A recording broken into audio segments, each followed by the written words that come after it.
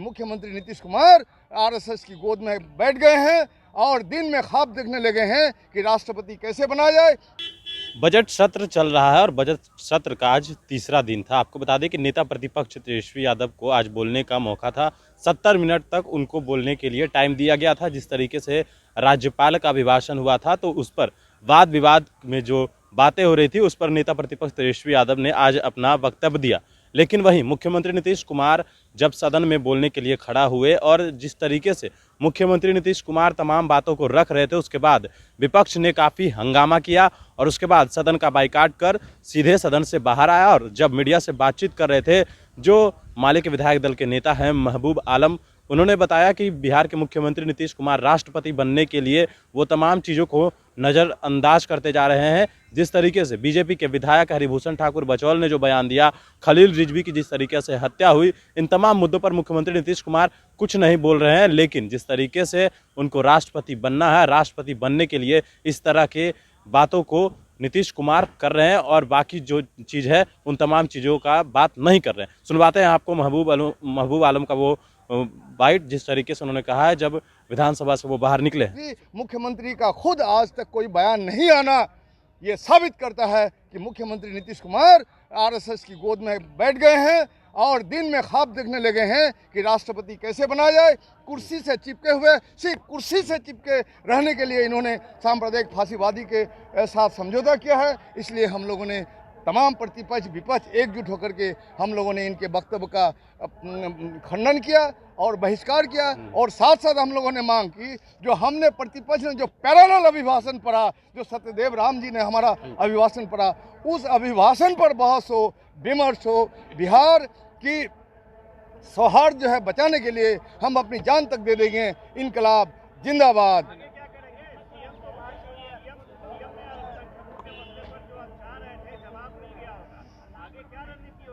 आगे रणनीति हम बनाएंगे, प्रतिपक्ष की बैठक होगी और प्रतिपक्ष बैठक करके हम लोग आगे रणनीति बनाएंगे, किस तरह से सदन में इनको घेरा जाए और किस तरह से इस आंदोलन को बिहार की सड़कों पर ले जाया जाए।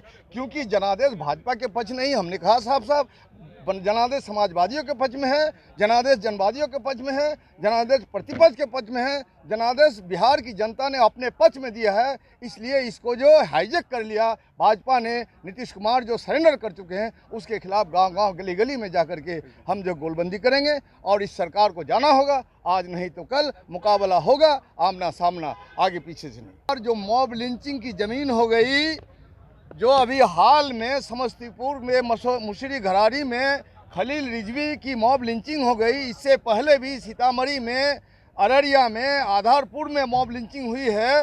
तो इसको आप राज्यपाल ने क्यों नहीं दर्शाया? हम लोग इसको लेकर के जब विधानसभा के परिसर में सरेआम मुसलमानों की नागरिकता छीनने की चुनौती दी गई, उसको दोयम दर्जे का नागरिक बनाने का जो साजिश हो रही है, इसके खिलाफ बिहार के राज्यपाल के अभिभाषण में कोई बात थी नहीं।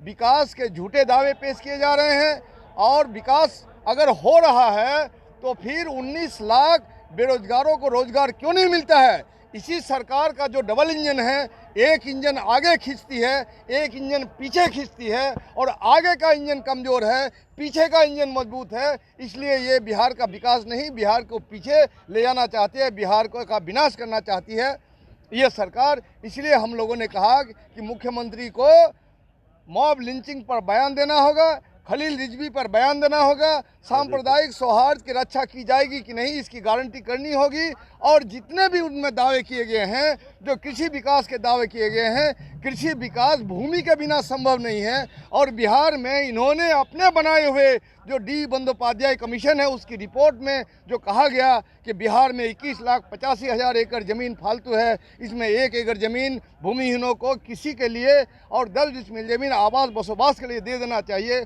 उस रिपोर्ट को इसने ठंडे बस्ते में डाल दिया। शिक्षा का सवाल पर शिक्षा बर्बाद हो गई, लाखों शिक्षकों के पद खाली है। इन तमाम सवालों के जल जीवन हरियाली के नाम से अरबों रुपया इन्होंने बर्बाद कर दिया है। मैं महबूब वाला अपने गांव में रहता हूँ, शिवानंदपुर गांव में, उस गांव में 15 वार्ड है, 15 वार्ड में एक भी आज तक जल का सप्लाई नहीं है। उल्टे ये 30 रुपया प्रति परिवार लेने की दूसरी साजिश कर रहे हैं बिजली के नाम पर। जो ये झूठे दावे पेश कर रहे हैं। अभी बिजली के ना अभी तक किसानों को मुफ्त में बिजली नहीं दी जा रही है। हरियाणा, पंजाब जैसे दूसरे राज्य में किसानों को मुफ्त बिजली दी जा रही है, और इनको जो कर्ज मिलता है, ये कर्ज भ्रष्टाचार में और अफसरों को खाने पीने के लिए लगाते हैं। सीएजी का रिपोर्ट है कि जितने 2 लाख करोड़ रुपया का कर्ज में बिहार को डुबा दिया, लेकिन जितने भी ये कर्ज लेते हैं पूंजी निर्माण में उसको नहीं लगाते हैं, जिस वजह से बिहार आज बर्बादी के कगार पर है। और इस बर्बादी के कगार पर बिहार है, तो हम जो प्रतिपक्ष जो है, ये जनादेश जो था, ये भाजपाकरण के पक्ष में नहीं था, जनादेश समाजवादियों के पक्ष में है, जनादेश जनवादियों के पक्ष में है, जनादेश सेकुलरिज्म